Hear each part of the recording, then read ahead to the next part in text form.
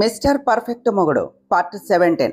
ఓయ్, నా గురించి ఏమి డిసైడ్ అయ్యావు అని దివ్యను అడిగాడు వసంత్. ఓహ్ గాడ్, ఈరోజు కూడా వచ్చారా? మీకు వేరే పనే లేదా అంటూ స్కూటీని బయటకు తీస్తూ అన్నది దివ్య. నేనుండి ఆన్సర్ వచ్చే వరకు నా పని ఇదే అన్నాడు వసంత్. అసలు మిమ్మల్ని సెల్లార్లోనికి ఎవరు రమ్మని చెప్పారు? సెక్యూరిటీ ఏం చేస్తుంది అన్నది దివ్య కోపంగా. హలో, ఇది నీ కంపెనీ కాదు, నీ ఒక్కదానికే ఎంట్రీ ఉండటానికి అన్నాడు వసంత్. నాది కాదు, కానీ మా కంపెనీ ఎంప్లాయీస్కి మాత్రమే ఎంట్రీ ఉంటుంది అని చెప్పింది దివ్య. కానీ మీ కంపెనీలో ఉండే ఎంప్లాయీస్ రిలేటివ్స్ రావచ్చు కదా అన్నాడు వసంత్. అలా రావాలి అన్నా కూడా ఆ ఎంప్లాయీస్కి కాల్ వెళుతుంది. మరి నీకు ఎవరు ఉన్నారు ఇక్కడ అని అనుమానంగా అడిగింది దివ్య. ఏయ్, నేను వస్తున్నా అన్నా కూడా ఎందుకే ఆగకుండా వచ్చేశావు అని అడిగింది. అప్పుడే వచ్చిన మధు. హాయ్ సిస్ అని అన్నాడు Vasanth. Hi bro, what a surprise, మీరేమిటి ఇక్కడ అన్నది మధు ఎక్సైటెడ్గా. వసంత్ సమాధానం చెప్పేలోపు దివ్య మధును అడిగింది. నువ్వే కదా తనకు లోనికి పర్మిషన్ ఇచ్చింది అని కోపంగా అన్నది. నేనా? నేను ఎవరికి ఇచ్చాను అన్నది మధు. నాటకాలాడకు, నువ్వు తప్ప తనకు తెలిసిన వాళ్ళు ఇక్కడ ఎవ్వరూ లేరు అన్నది దివ్య. సరే, నేనే ఇచ్చాను, అయితే ఇప్పుడు నీకు వచ్చిన ప్రాబ్లం ఏమిటి అన్నది మధు. అన్నీ తెలిసి కూడా అడుగుతుంది చూడు, దొంగ మొహంది అని అనుకున్నది దివ్య. చెప్పండి దివ్య గారు, మీకు ఏమైనా ప్రాబ్లమా అన్నాడు వసంత్. నాకే ప్రాబ్లమూ లేదు అని స్కూటీ స్టార్ట్ చేసి ఇద్దరిని కోపంగా చూస్తూ వెళ్ళింది దివ్య. నేను కూడా వెళ్తాను మధు అని తన వెనకే బైక్ స్టార్ట్ చేసి వెళ్ళాడు వసంత్. ఖచ్చితంగా దివ్య హ్యాపీగా ఉంటుంది అని అనుకుని ఇంటికి వెళ్ళింది మధు. వసంత్ దివ్య ఇంటికి వెళ్లే వరకు ఫాలో చేసి రిటర్న్ అయ్యాడు. తనకు తెలియకుండానే కళ్ళు వసంత్ వైపు వెళ్ళాయి. దివ్యకు కనిపించినంత దూరం చూసి లోనికి వచ్చేసింది. ఆ రోజు రాత్రి 11:30 జై వాళ్ళ ఇంట్లో అందరూ నిద్రపోతూ ఉన్నారు. కానీ మధు మాత్రం చిన్న సౌండ్ కూడా రాకుండా మొబైల్ లైట్ వేసుకొని మేడ మీదకు వెళ్ళింది. అక్కడ ఒక అరగంట గడిపి కిందకు వెళ్ళి జైను లేపింది. జై ఉలిక్కిపడి లేచి ఏమైంది మధు అని అడిగాడు. ఒకసారి పైకి వస్తావా, కొద్దిగా పని ఉన్నది అని చెప్పింది మధు. ఈ టైంలోనా అన్నాడు జై. అవును అన్నది మధు. జై మొబైల్లో టైం చూసుకొని ఇప్పుడు రాత్రి 11:55, ఇప్పుడు అవసరమా అన్నాడు. ఖచ్చితంగా అన్నది మధు. అబ్బా అని అనుకుంటూ తన వెంటనే పైకి వెళ్ళాడు జై. అక్కడికి వెళ్ళాక ఆశ్చర్యముగా చూశాడు. రోజు కూర్చునే బెంచ్ మీద ఒక క్లాత్ పరిచి దాని మీద ఫ్లవర్స్ వేసి మధ్యలో కేక్, దాని చుట్టూ క్యాండిల్స్ ఉన్నాయి. కేక్ మీద అందంగా హ్యాపీ బర్త్డే కృష్ణ అని రాసి ఉన్నది. దాన్ని చూడగానే చిన్న నవ్వు వచ్చింది జై ముఖంలో. కానీ దాన్ని కనిపించకుండా ఇంత అర్ధరాత్రి ఏమిటి మధు ఇది, మనం ఏమైనా చిన్నపిల్లలమా, పొద్దున్నే విష్ చేస్తే సరిపోతుంది కదా అన్నాడు. కానీ 12 గంటలకు ఫస్ట్ విష్ నాదే కావాలి, మీ బర్త్డే స్పెషల్గా ఉండాలి అని నా ఆరాటం అని చెప్పింది మధు. నాకు ఇలాంటి సెలబ్రేషన్స్ నచ్చవు అన్నాడు జై. తెలుసు, అందుకనే మన ఇద్దరం, ఇంకా ఆ చిన్న అరేంజ్మెంట్ మాత్రమే, లేదు అంటే అత్త మామ వసంతనని కూడా పిలుచుకుని వచ్చేదాన్ని. ఇప్పుడు మాత్రం కేక్ కట్ చేయండి ప్లీజ్ అన్నది మధు. మధు ముచ్చట పడటంతో క్యాండిల్స్ బ్లౌ చేసి కేక్ కట్ చేశాడు జై. మధు చిన్నగా హ్యాపీ బర్త్డే పాట పాడి కేక్ పీస్ ఒకటి తీసుకొని జైకు తినిపించి హ్యాపీ బర్త్డే అని చెప్పింది. థ్యాంక్ యూ అని సైడ్ హక్ చేసుకున్నాడు జై. తను కూడా జై నడుము చుట్టూ చేయి వేసి చెస్ట్ మీద భుజం ఆనించి ఆ ఫీల్ను ఎంజాయ్ చేస్తూ కళ్ళు మూసుకున్నది. జై తనను దూరం జరిపి కేక్ నోట్లో పెట్టాడు. మధు పక్కనే సైడ్కు పెట్టిన ఒక ప్యాకెట్ తీసి నా గిఫ్ట్ ప్లీజ్, కాదు అనుకో అన్నది. జై అది తీసుకొని థ్యాంక్ యూ, ఇక వెళదామా అని అన్నాడు. ఒక్క నిమిషం అని చెప్పి కేక్ తీసుకొని జైతో పాటు కిందకు వెళ్ళి కేక్ ఫ్రిడ్జ్లో పెట్టి వచ్చింది మధు. జై అప్పటికి పడుకుని ఉన్నాడు బెడ్ మీద. రోజులాగే వెళ్ళి జై చేతిని తీసుకొని తన చేతి మీద తలపెట్టి తనను చుట్టుకొని పడుకున్నది మధు. మధు అలా చిన్నగా అయినా స్పెషల్గా బర్త్డే విషెస్ చెప్పడంతో మనసు లోపల కేరింతలు పుట్టినట్టుగా ఉన్నది జైకు. చిన్నప్పుడు అమ్మ నాన్న చేసేవాళ్ళు, తర్వాత ఫ్రెండ్స్ కూడా ఎప్పుడూ ఆ ఛాన్స్ ఇవ్వలేదు. వసంత్ ఒక్కడే గిఫ్ట్ ఇచ్చి విషెస్ చెప్పేవాడు. మధు రాకతో తన లైఫ్ రంగులమయం అవుతున్నట్లుగా అనిపిస్తోంది. పెళ్లి అంటే కేవలం బాధ్యతలు మాత్రమే కాదు, అంతకు మించి అని తెలుస్తోంది. మెల్లిగా మధు చుట్టూ చెయ్యి వేసి తన మీద పట్టు బిగించాడు. అప్పుడప్పుడే కళ్ళు మూసుకుపోతూ ఉన్న మధుకి జై పట్టులో తేడా తెలిసి టక్కున కళ్ళు తెరిచి జైని చూసింది. జై మధుని చూసి చిన్న నవ్వు నవ్వి తన మీదకు చేరిపోయాడు. ఎప్పటిలాగే అయినప్పటికీ మధుకి ఈరోజు కొంచెం ఇష్టంగా అనిపించింది. అందుకనే అంతగా బాధ కలగలేదు. జై ఉదయాన్నే లేచి స్నానం చేసి కబోర్డ్ ఓపెన్ చేయగా అక్కడ నిన్న నైట్ మధు ఇచ్చిన గిఫ్ట్ కనిపించింది. దాన్ని ఓపెన్ చేసి చూశాడు. Full hands T shirt, denim jeans pant, దానితో పాటు ఒక వాచ్ అండ్ లెటర్ ఉన్నది. లెటర్ చేతిలోనికి తీసుకొని చూశాడు. Once again happy birthday my dear lovely husband. మీకు నా గిఫ్ట్ నచ్చింది అని అనుకుంటున్నాను. అలాగే ఇవాళ ఇది వేసుకోవాలి అని ఆశపడుతున్నాను అని రాసి ఉన్నది. చిన్న నవ్వు నవ్వి దాన్ని లోపల పెట్టాడు. ఆఫీస్కు రెడీ అయ్యి ఫార్మల్ వేర్తో బయటకు వచ్చాడు జై. కిచెన్లో ఉన్న మధు జై రావటం చూసి అంటే ఇవాళ కూడా ఆఫీస్ వెళ్తున్నాడా అని అనుకుని డీలా పడింది. కానీ తను మాత్రం ఏం చేస్తుంది? జానకి గారు జైకి ఎంతో ఇష్టమైన క్యారెట్ హల్వా చేసి టేబుల్ మీద పెడుతూ జై రావటంతో హ్యాపీ బర్త్డే నాన్న అని విష్ చేశారు. థ్యాంక్స్ మా అని టిఫిన్ చేయడానికి కూర్చున్నాడు జై. ఇవాళ లీవ్ తీసుకోవాల్సింది కదా అని అన్నారు జానకి గారు. లేదమ్మా, ఇంపార్టెంట్ మీటింగ్ ఉన్నది అని చెప్పాడు జై. కనీసం తొందరగా అయినా రానాన్న, మధుతో కలిసి బయటకు వెళ్ళు అన్నారు జానకి గారు. కుదిరితే చూస్తామా అని టిఫిన్ స్వీటు తిని మధుకి జానకి గారికి బాయ్ చెప్పి ఆఫీస్కు వెళ్ళిపోయాడు జై. పుట్టినరోజు శుభాకాంక్షలు నా ప్రియమైన మిత్రమా అంటూ ఎంటర్ అయ్యాడు వసంత్. థ్యాంక్స్ రా అంటూ లేచి వెళ్ళి హక్ చేసుకున్నాడు జై. అయినా ఇవాళ నువ్వు ఇలా ఆఫీస్ రావడం ఏమీ బాగాలేదురా అన్నాడు వసంత్. నువ్వు కూడా మొదలు పెట్టావా అన్నాడు జై. అంటే ఆంటీ మధు కూడా అడిగారా అన్నాడు వసంత్. మధు ఏమీ అడగలేదు, అమ్మ అడిగింది అని చెప్పాడు జై. ఆంటీకి ఉన్న తెలివి నీకు రాలేదెందుకురా? ఆంటీ ఈ జనరేషన్కు తగ్గట్లు బాగా ఆలోచిస్తారు. నువ్వు మాత్రం ఎప్పుడు అవుట్డేటెడ్లా ఆలోచిస్తూ ఉంటావు అన్నాడు వసంత్. నేను అవుట్డేటెడ్ అయితే ఇలా ఈ కంపెనీకి సీఈఓ అవను, అది తెలుసుకో అన్నాడు జై.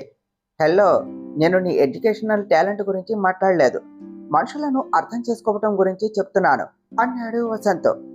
ఇప్పుడు ఏమైందని అన్నాడు జై. ఏమీ కాలేదు, హాఫ్ డే లీవ్ తీసుకుని వెళ్ళి మధుతో టైం స్పెండ్ చెయ్యి, లేదంటే మామూలుగా ఉండదు చెప్తున్నా అంటూ సీరియస్ టోన్లో చెప్పాడు వసంత్. ఒక ఐబ్రో రేస్ చేసి చూశాడు జై. నువ్వు ఎలా చూసినా అంతే, తొందరగా వర్క్ ఫినిష్ చేసుకో అన్నాడు వసంత్. లేదంటే అన్నాడు జై. లేదు అంటే నేను వీరేంద్ర గారికి కాల్ చేసి చెప్తాను, అప్పుడు ఆయనే నిన్ను వాళ్ళ ఇంటికి పిలిచి మరీ పార్టీ అరేంజ్ చేస్తారు అన్నాడు వసంత్. రేయ్, నీకు తెలుసు నాకు ఇలా నచ్చదు అని అన్నాడు జై. అందుకనే మధుతో వెళ్ళమనేది అన్నాడు వసంత్. ఓకే, ఒక మీటింగ్ ఉన్నది, కంప్లీట్ అయ్యాక వెళతాను సరేనా అన్నాడు జై. డబుల్ ఓకే అని వెళ్ళిపోయాడు వసంత్. ఆ రోజు లీవ్ తీసుకున్న మధు జై కూడా లేకపోవడంతో ఆఫీస్కు వెళదాం అని రెడీ అయ్యి వెళ్ళింది. ఏమిటే ఈరోజు రాను అని మళ్ళీ వచ్చావు అని సెల్లార్లో స్కూటీ పార్క్ చేస్తూ అడిగింది దివ్య. తమరి అన్నగారు ఇంట్లో లేరు కదా, అందుకనే రావాల్సి వచ్చింది అని చెప్పింది మధు. లేకుండా ఎక్కడికి వెళ్ళాడు అని అడిగింది దివ్య. ఆఫీస్కు వెళ్ళాడు, లీవ్ తీసుకోవాలి, వైఫ్తో బయటకు వెళదాం అనే చిన్న కామన్ సెన్స్ లేకుండా పోయింది మీ అన్నకు. అయినా మనం అనుకుంటే అవుతాయా అన్నీ, పద మనం కూడా మన పని చేసుకుందాం అని నిట్టూరుస్తూ లోనికి వెళ్ళింది మధు. బర్త్డే రోజు వెళ్ళాడా, నువ్వు ఆపకపోయావా అని చైర్లో కూర్చుంటూ అడిగింది దివ్య. ఏమోనే, ఇంట్లో ఉండాలి అని తనకు అనిపించాలి, అత్తమ్మ కూడా అడిగింది కానీ ఆగలేదు అని చెప్పింది మధు తను కూడా కూర్చుంటూ. ఏమైనా ప్లాన్ చేసావా నైటు అని నవ్వుతూ అడిగింది దివ్య. కొద్దిగా అని నవ్వుతూ, కానీ ఇవాళ మాత్రం తను ఇంట్లో ఉంటే బయటకు వెళదాము అని అనుకున్నాను, ఇంకా ఆర్గనైజ్కు తీసుకొని వెళ్ళి తన పేరు మీద ఒకరి చదువుకు రెస్పాన్సిబిలిటీ తీసుకుందాము అని అనుకున్నాను అని చెప్పింది మధు. వావ్, నిజంగా ఇది చాలా మంచి ఐడియా, మనం ఎప్పుడో ఒకసారి ఫ్రూట్స్ బుక్స్ కాకుండా ఇలా చేయటం బాగుంటుంది, నేను కూడా అలాగే చేస్తాను అన్నది దివ్య. హా, ఆఫీస్ అయిపోయాక మనం వెళదాము, ఆయన లేకపోతే ఏమైంది, మనం చేద్దాం సరేనా అన్నది మధు. సరే అని చెప్పింది దివ్య. వసంత్ వెళ్ళాక వర్క్ చేస్తూ ఉన్న జై దగ్గరకు వచ్చింది ప్రీతి. హ్యాపీ బర్త్డే క్రిష్ అని హక్ కోసం తన దగ్గరకు వెళ్ళింది. కనీసం లేవకుండా అలానే కూర్చొని ఒక చూపు చూశాడు జై. కామాన్ జై, జస్ట్ ఒక హక్ చేసుకుంటే ఏమవుతుంది అన్నది ప్రీతి. నో, నాకు ఇష్టం లేదు. And thank you for your wishes అన్నాడు జై. వెయిట్, నీకోసం నేను గిఫ్ట్ తెచ్చాను అని బ్యాగ్లో నుండి ఒక బాక్స్ తీసి ఇచ్చింది ప్రీతి. నాకు ఇలా గిఫ్ట్స్ తీసుకోవటం నచ్చదు ప్రీతి, ప్లీజ్ ఏమీ అనుకోవద్దు అని సున్నితంగా రిజెక్ట్ చేశాడు జై. నేను నీ ఫ్రెండ్ను కదా క్రిష్, నేను ఇస్తే తీసుకోవటానికి ఏమైంది అన్నది ప్రీతి.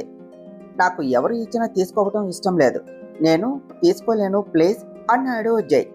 నేను ఇచ్చినా కూడా తీసుకోవా అని అంటూ లోనికి వచ్చారు వీరేంద్ర గారు. సార్ మీరా, ప్లీజ్ కమ్, చాలా రోజులుగా వచ్చారు అంటూ గౌరవంగా లేచి సీట్ ఆఫర్ చేశాడు జై.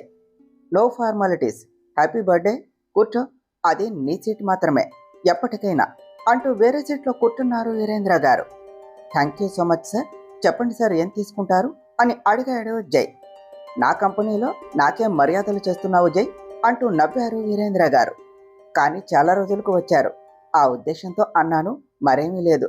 మీ కంపెనీ మీ ఇష్టం, ఎప్పుడైనా రావచ్చు, ఏమైనా చేయొచ్చు సార్ అని అంతే గౌరవంగా అన్నాడు జై. నిన్ను చూసిన ప్రతిసారి అనిపిస్తుంది జై, నాకెందుకు ఇలాంటి ఒక కొడుకు లేడు అని. కానీ ఆ ప్లేస్ను అల్లుడుగా అయినా వచ్చేవాళ్ళు భర్తీ చేస్తారో లేదో అన్నారు వీరేంద్ర గారు. ఒకసారి ప్రీతి వైపు చూసి, అబ్బాయి లేకపోతే ఏమైంది సార్, అంతే సామర్థ్యం ఉన్న ప్రీతి ఉన్నది కదా, తనకు చాలా టాలెంట్ ఉన్నది, ఒక్కసారి మనసు పెడితే ఇక మీరు ఎవరి కోసమో చూడవలసిన అవసరం లేదు అని అన్నాడు. ప్రీతి ఆశ్చర్యంగా జైను చూస్తే వీరేంద్ర గారు ఆనందంగా చూశారు. నిజంగానా జై, నా కూతురు అంతటి సమర్థురాలా అన్నారు వీరేంద్ర గారు. నిజానికి ఆయనకు ఆ విషయం తెలిసినా కూడా వేరొకరి నోటి వెంట తమ బిడ్డలను పొగిడితే, అది కూడా మనకు ఎంతో ఇష్టమైన వ్యక్తి నుండి ఆ పొగడ్త వస్తే చాలా ఆనందంగా గర్వంగా ఉంటుంది. నిజం సార్, మీరు హ్యాపీగా ఉండొచ్చు, తను ఈ కంపెనీని చాలా బాగా రన్ చేస్తారు, చూస్తూ ఉండండి అని నవ్వుతూ చెప్పాడు జై. థ్యాంక్ యూ క్రిష్, నా మీద నీకు అంత నమ్మకం ఉన్నందుకు అన్నది ప్రీతి. జై దానికి సమాధానంగా చిన్న నవ్వు మాత్రమే నవ్వాడు. ఈ రోజు నేను ఇక్కడకు వచ్చిన రీజన్ ఏమిటి అంటే, నిన్ను ఇవాళ మా ఇంటికి డిన్నర్కు ఇన్వైట్ చేయడానికి వచ్చాను అని అన్నారు వీరేంద్ర గారు. వావ్ డాడ్, సూపర్ అన్నది ప్రీతి. సార్, మీరు ఒక మాట కాల్ చేస్తే సరిపోయేది కదా, ఇలా ఆఫీస్కు వచ్చి పిలవాలా అని అన్నాడు జై కొద్దిగా ఇబ్బందిగా. మామూలుగా అయితే ఇంటికి వచ్చే పిలవాలి, కానీ ఇవాళ నీ బర్త్డే అని తెలిసి డైరెక్ట్గా ఇక్కడకు వచ్చేసాను, సాయంత్రం తప్పకుండా రావాలి అన్నారు వీరేంద్ర గారు. మీరు మరీ ఇన్నిసార్లు చెప్పవలసిన పని లేదు సార్, తప్పకుండా వస్తాను అన్నాడు జై. అయితే ఈరోజు క్రిష్తో బాగా టైం స్పెండ్ చేయాలి అని అనుకుంటూ ఉన్న ప్రీతికి వాళ్ళ నాన్న అన్న మాటతో కోపం వచ్చింది. వస్తాను కాదు, వస్తాము, నువ్వు నీ భార్య తప్పకుండా రావాలి, మీ ఇద్దరి కోసం మేము ఎదురు చూస్తూ ఉంటాము అని లేచారు వీరేంద్ర గారు. సరే సార్ అని చిరునవ్వుతో లేచాడు జై కూడా. నీ వర్క్ నువ్వు చేసుకో, నేను ఒకసారి ఆఫీస్ చెక్ చేసుకుని వెళతాను, కామ్ ప్రీతి, నీకు కూడా అన్ని వివరంగా చెప్తాను అని బయటకు నడిచారు వీరేంద్ర గారు. డాడ్, గిఫ్ట్ ఇచ్చి ఓపెన్ చేయించకుండానే వెళ్తున్నాము అని అరిచింది ప్రీతి. ఆ మాటకు ఆగి, సరే కానివ్వు జై, ప్రీతి ముచ్చట ఎందుకు కాదు అని చెప్పాలి అని అన్నారు వీరేంద్ర గారు. వాళ్ళ మాటలకు నవ్వి గిఫ్ట్ కవర్ తీసి బాక్స్ ఓపెన్ చేశాడు జై. అందులో ఒక గోల్డ్ బ్రాస్లెట్ ఉన్నది, చూడటానికి చాలా బాగున్నది. దాన్ని చూసి అలాగే బాక్స్ క్లోజ్ చేసి, ఇంత ఖరీదైన గిఫ్ట్ ఇవ్వవలసిన అవసరం ఏమిటి సార్, మీరు చూపించే అభిమానమే నాకు పెద్ద గిఫ్ట్ అని మనస్ఫూర్తిగా అన్నాడు జై. ఆ మాటకు ఆయన అందంగా నవ్వి, ఎంతైనా పెళ్ళయ్యాక మాటలు నేర్చావు జై, కీప్ ఇట్ అప్ అని అన్నారు. ఆయన మాటలు అటు ప్రీతికి ఇటు జైకి ఇద్దరికీ అర్థం కాలేదు. డాడ్, జై థ్యాంక్స్ చెప్తే మధ్యలో పెళ్లి గురించి ఎందుకు చెప్తున్నారు అని అడిగింది ప్రీతి కాస్త విసుగ్గా. బేబీ, నువ్వు గమనించావా, జై ఎప్పుడైనా నీతో ఇంతసేపు మాట్లాడటం అని అడిగారు ఆయన. ప్రీతి బాగా ఆలోచించింది. వర్క్ రిలేటెడ్ తప్పితే మాటకు కూడా ఏది మాట్లాడేవాడు కాదు. అది గుర్తుకు వచ్చి లేదు అన్నట్లు అడ్డంగా తల ఊపింది. దానికి ఆయన నవ్వి, నాతో కూడా నేను ఇంతకు ముందు కూడా చాలాసార్లు అప్రిషియేట్ చేశాను, చాలాసార్లు విషెస్ చెప్పాను, కొన్నిసార్లు గిఫ్ట్ కూడా ఇచ్చాను. అప్పుడు మౌనంగా ఒక థ్యాంక్ యూ, లేదు అంటే ఒక చిన్న నవ్వు మాత్రమే నవ్వేవాడు. కానీ ఇప్పుడు మనసులోని మాటలను భావాలను బయట పెట్టడం నేర్చుకుంటున్నాడు. ఇదంతా తన భార్య వల్లే అని నాకు ఖచ్చితంగా అర్థమవుతుంది అని నవ్వి వెళ్ళిపోయారు వీరేంద్ర గారు. ఆయన మాటలకు జై ముఖంలో ఒక నవ్వు వచ్చింది. ఇదివరకు ఎన్నడూ లేని మనస్ఫూర్తిగా స్వచ్ఛమైన హృదయపూర్వకంగా నవ్వు. నిజంగానే తాను ఇంతగా మారుతున్నట్లు తనకే తెలియదు. హాయిగా చైర్లో కూర్చొని వర్క్ చేయటం మొదలుపెట్టాడు. ప్రీతి జైని గమనిస్తూనే ఉన్నది. మధు గురించి అంతగా తలుచుకోవటం అస్సలు నచ్చలేదు. తను చెయ్యాలి అని అనుకున్నది తొందరగా చెయ్యాలి అని డిసైడ్ అయ్యి విసురుగా బయటకు వెళ్ళిపోయింది. ఆఫ్టర్నూన్ వరకు వర్క్ చేసుకుని ఇంపార్టెంట్ మీటింగ్ క్లియర్ చేసుకొని ఇంటికి స్టార్ట్ అయ్యాడు జై.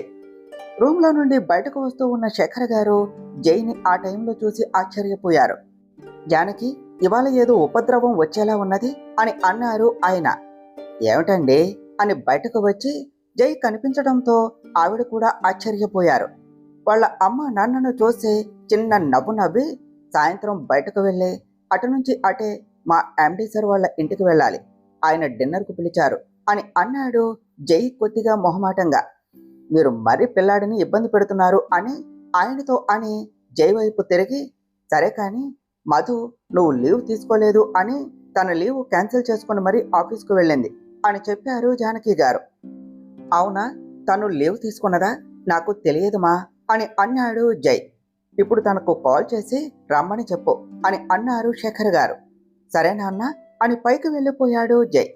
ఏమండి, జై ఈ మధ్య మీతో కూడా మాటలు కలిపాడు గమనించారా అని ఆనందంగా అన్నారు జానకి గారు. అవును జానకి, పిల్లాడితో కఠినంగా ఉండి నేను ఏం కోల్పోయానో ఇప్పుడు తెలుస్తోంది అని హాల్లోనికి వెళ్లారు శేఖర్ గారు. జానకి గారు బాధగా నెట్టోర్చి మళ్ళీ లోనికి వెళ్లారు. రూమ్లోనికి వెళ్ళిన జై మొబైల్ తీసి మధుకి కాల్ చేసేవాడు కాస్త వద్దు అనుకుని అలాగే మళ్ళీ బయటకు వచ్చి మధు ఆఫీస్ వైపు కారు పోనించాడు.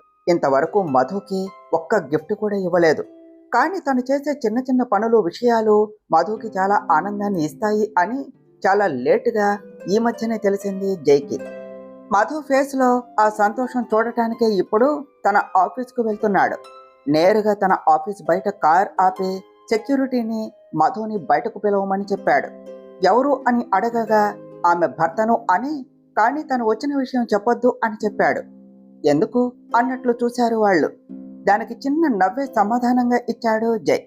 రిసెప్షన్కు కాల్ చేసి మధుని కలవటానికి ఎవరో వచ్చారు అని, గేట్ బయట ఉన్నారు అని రమ్మని చెప్పమన్నారు.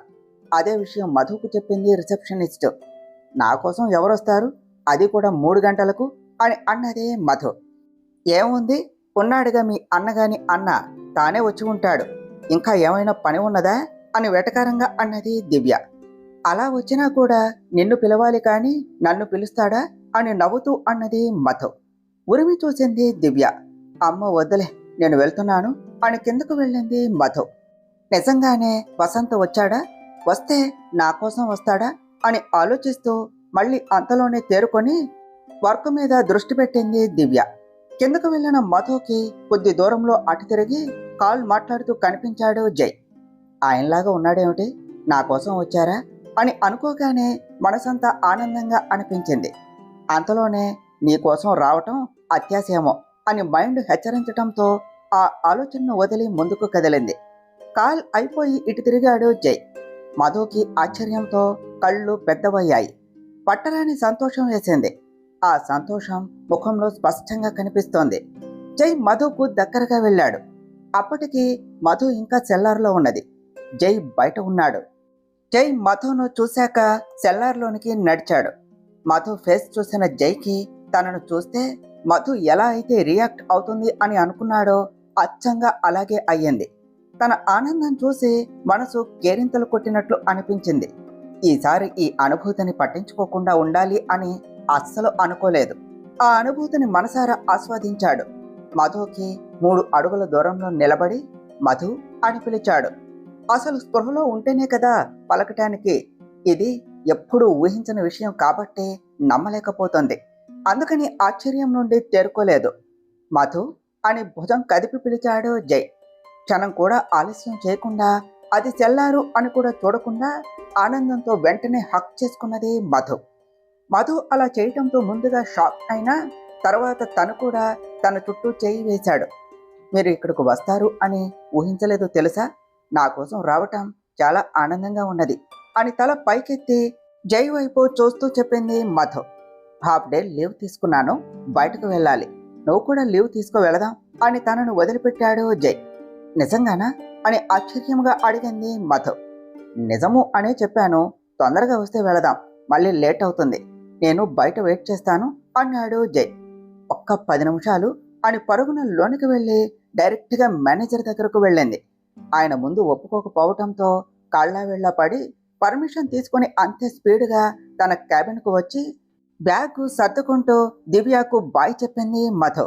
ఏమిటి హడావిడి, అలా పరిగెడుతున్నావు, ఎవరు వచ్చారు అని మధుని ఆపి మరీ అడిగింది దివ్య. మా ఆయన వచ్చాడే, అది కూడా నా కోసం ఇక్కడికి అని తెగ సంబరపడిపోతూ చెప్పింది మధు.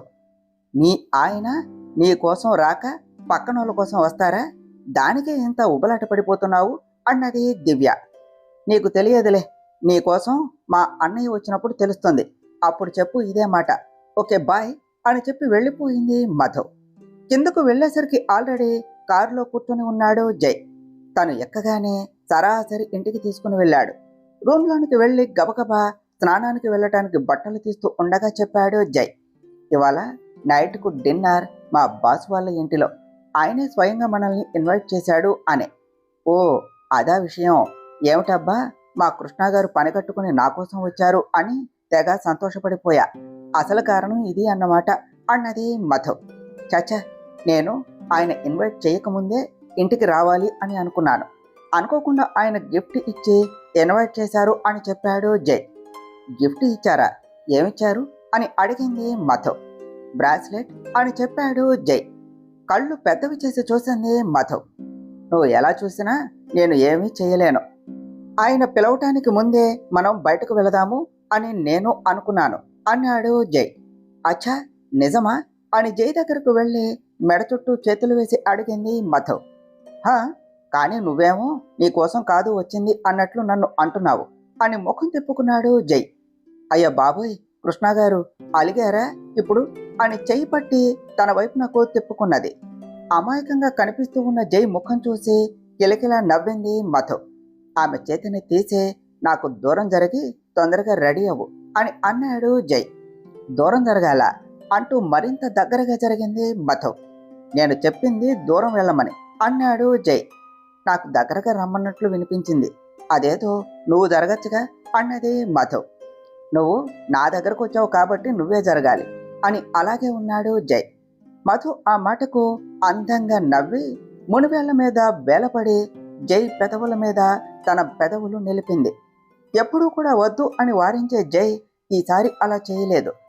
ఇంకా చెప్పాలి అంటే మధు సాంగత్యంలో అలాగే ఉండిపోవాలి అని ఉన్నది, కానీ అది ఒప్పుకోవటానికి రెడీగా లేడు జై. 10 సెకండ్లు అలాగే ఉంచి దూరం జరిగి once again happy birthday my dear Krishna అని నుదుటి మీద ముద్దు పెట్టింది మధు. 2 సెకండ్లు కళ్ళు మూసుకొని ఆ ముద్దును ఆస్వాదించాడు జై. తమరి అలక తీరిందా అన్నది మధు. నేను అలగలేదు, నాకు అలాంటివి తెలియదు అన్నాడు జై. ఒప్పుకుంటే నువ్వు జయకృష్ణ ఎందుకవుతావు అన్నది మధు. మధును దూరం జరిపి వెళ్ళి రెడీ అవ్వు, డిన్నర్ లోపు బయటకు వెళదాం అని నవ్వుతూ అన్నాడు జై. సరే అని హుషారుగా వెళ్ళింది మధు. మధు వచ్చేసరికి జై బాల్కనీలో మొబైల్ చూస్తూ ఉన్నాడు. పెళ్ళాం మీద ధ్యాస మళ్ళింది అని అనుకునే లోపే కాదు అని ప్రూవ్ చేస్తూ బయటకు వెళ్ళాడు. పెళ్ళాం స్నానం చేసి రాగానే ఆ మూమెంట్ కోసమే అన్నట్లు ఎదురు చూస్తూ ఉంటారు కొందరు. ఈయన గారేమో పక్కోడి పెళ్ళాం తమ ఇంట్లో ఉన్నట్టు బాల్కనీలోనికి వెళ్ళి ఉన్నాడు ఉద్ధావతారం అని ముద్దుగా విసుక్కుంటూ జైకి ఎంతో ఇష్టమైన బ్లూ కలర్ శారీ కట్టుకున్నది. జడ దువ్వుకుంటూ, హలో పెళ్ళైన ప్రవరాక్షుడు గారు, నా స్నానం అయ్యింది, కాస్త లోనికి వచ్చి రెడీ అవ్వండి అని అరిచింది మధు. ప్రవరాక్షుడు ఎవరు మధు అని అడుగుతూ లోనికి వచ్చాడు జై. మీకు తెలియదా, పురాణ కథల్లో చదవలేదా అని అడిగింది మధు. లేదు, మా స్టడీస్లో కూడా రాలేదు అని చెప్పాడు జై. ఇప్పుడు నేను ఆయన గురించి వివరిస్తూ కూర్చుంటే మనం బయటకు వెళ్ళేది అవ్వదు, అందుకని తమరు వెళ్ళి రెడీ అవ్వండి అని బాత్రూమ్ సైడ్కు చెయ్యి చూపించింది. సరే అని జై వెళ్తూ ఉండగా ఒక్క నిమిషం అని ఆపింది మధు. ఏమిటి అన్నట్లు చూశాడు జై. నన్ను చూశారు కదా ఇప్పుడు అన్నదే మధు. అవును అన్నాడు జై. ఏమనిపించింది అని అడిగింది మధు. ఏమనిపించాలి అన్నాడు జై. ఏదైనా చెప్పాలి అని కూడా అనిపించలేదా అని అడిగింది మధు. ఏం చెప్పాలి అన్నాడు జై. అరే, ఇంత అందంగా రెడీ అయ్యాను, అది కూడా నీ బర్త్డే అని, నన్ను చూశాక కూడా బాగున్నావు, సూపర్గా ఉన్నావు అని ఇలా ఏదైనా ఒకటి చెప్పాలి అని అనిపించలేదా అని కోపంగా అడిగింది మధు. బాగా లేకపోతే చెప్తాను మధు, నువ్వు ఎప్పుడూ బాగానే ఉంటావు, మంచిగా రెడీ అవుతావు, ఇంకేం చెప్పాలి అన్నాడు జై. చెప్పాలి, చెప్పి తీరాలి, ఇక నుండి నేర్చుకోండి, ఇప్పుడైతే ఎలా ఉన్నానో చెప్పి వెళ్ళండి అన్నది మధు. బాగున్నావు మధు అని సింపుల్గా చెప్పాడు జై. మీ దగ్గర నుండి ఇదే ఆన్సర్ వస్తుంది అని తెలిసి మీకు మళ్ళీ మళ్ళీ చెప్పి నేర్పించాలి అని అనుకోవటం నా బుద్ధి తక్కువ అన్నది మధు. కరెక్ట్గా చెప్పావు మధు అని అన్నాడు జై నవ్వుతో. ఏం కరెక్టు, నాకు బుద్ధి తక్కువనే అని గుర్రుగా చూస్తూ అన్నది మధు. కాదు, ఒకే సమాధానం వస్తూ ఉన్నా మళ్ళీ మళ్ళీ అడగటం ఎందుకు అని, అంతే అని వాష్రూమ్లోనికి వెళ్ళాడు జై. అయ్యో, నా మొగుడు నన్ను ఒక్కసారి కూడా తనంతట తాను ఎప్పుడు కాంప్లిమెంట్స్ ఇస్తాడో దేవుడా, ఓ మంచి దేవుడా, కాస్త మా ఆయనని మార్చవయ్యా బాబు అని దండం పెట్టుకుని కిందకు వెళ్ళింది మధు. బాత్రూమ్ నుండి బయటకు వచ్చి డ్రెస్ కోసం కబోర్డు ఓపెన్ చేశాడు జై. నైట్ మధు ఇచ్చిన డ్రెస్ కనిపించింది. అది వేసుకొని చేతికి వాచ్ పెట్టుకున్నాడు. ఫేస్కి క్రీమ్ అప్లై చేసుకొని హెయిర్ సెట్ చేసుకొని కిందకు వెళ్ళాడు.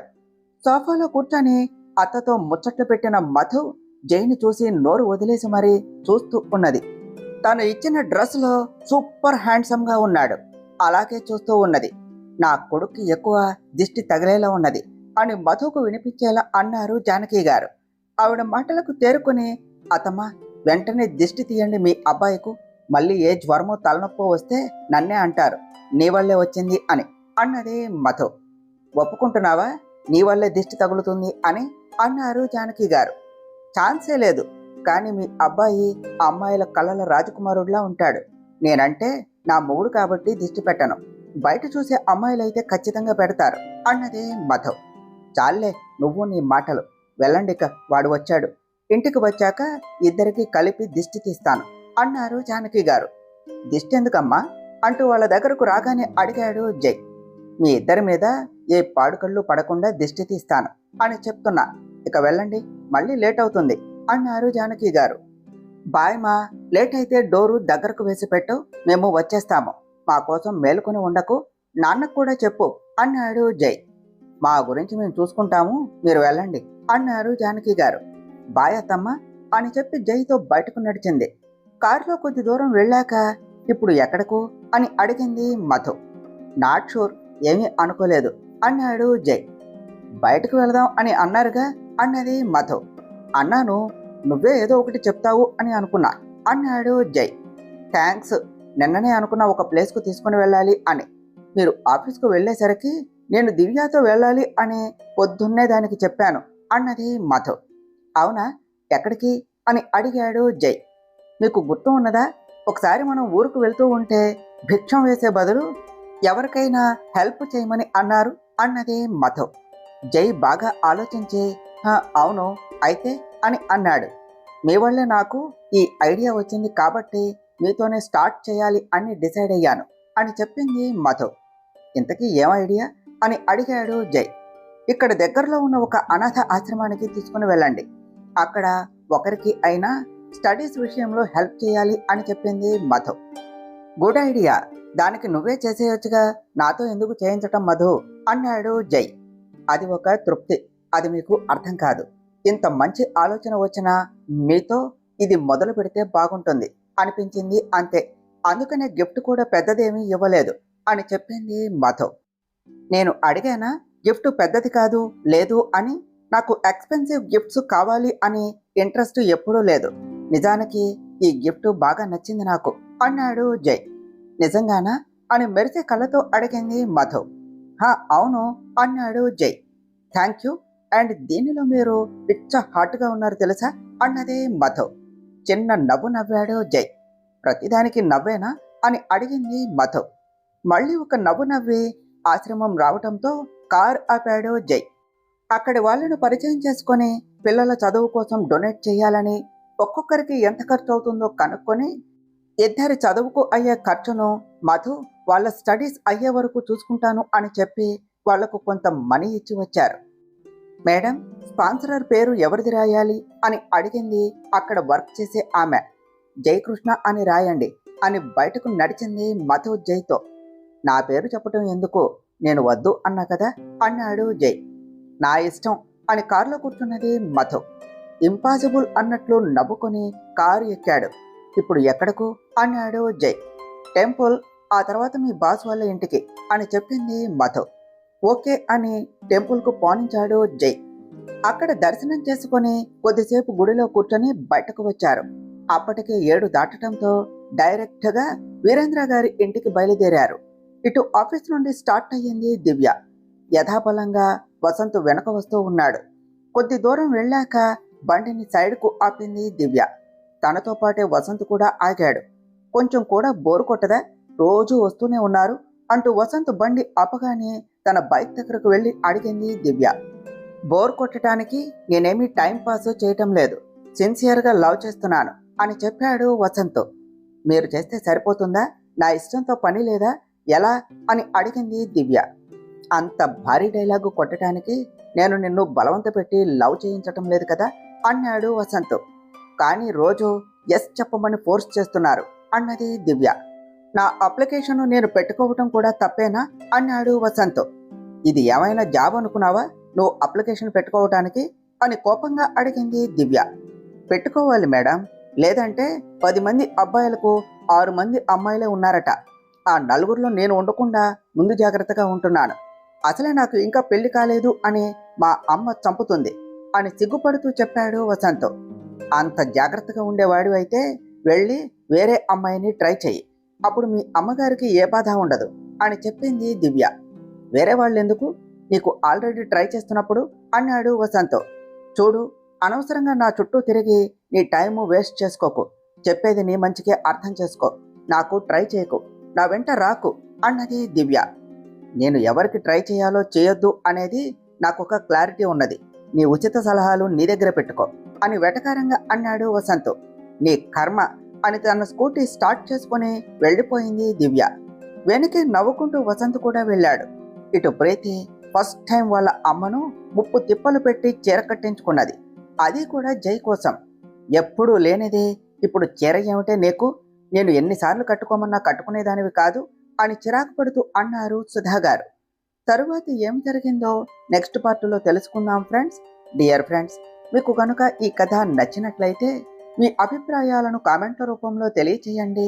ఈ వీడియోను లైక్ చేయండి, షేర్ చేయండి, మా ఛానల్ను సబ్స్క్రైబ్ చేసుకోండి ఫ్రెండ్స్. Thank you.